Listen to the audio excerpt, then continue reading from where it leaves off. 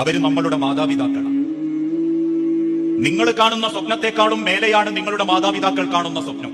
നിങ്ങൾക്ക് വേണ്ടി എന്റെ മക്കള് നന്നാവണം, എന്റെ മക്കളെ കൊണ്ട് ശിരസ് കുനിയുന്ന ഒരു വാപ്പയാകാൻ പാടില്ല, കുടുംബക്കാർക്കിടയിൽ ആളുകൾ ബഹുമാനിക്കുന്ന മക്കളാവണം, ഭാവിയിൽ അവർക്ക് സന്തോഷമുള്ള നല്ലൊരു ജോലി കിട്ടണം, നല്ലൊരു കുടുംബം വേണം. ഇങ്ങനെ പല മോഹങ്ങളും നമ്മളെക്കാൾ മനസ്സിൽ കൊണ്ടു നടക്കുകയും പ്രാർത്ഥിക്കുകയും ചെയ്യുന്നവരാണ് നമ്മളെ പ്രിയപ്പെട്ട മാതാപിതാക്കൾ. 1000 സ്വപ്നങ്ങളുമായി അവര് ജീവിക്കുന്നത് പോലും നമ്മൾക്ക് വേണ്ടിയാണ്. ഈ ഇരിക്കുന്ന ഒരു മിനിറ്റ് ഒന്ന് ചിന്തിച്ചു നോക്കൂ, എവിടെയായിരിക്കും നിങ്ങളുടെ വാപ്പയും ഉമ്മയും?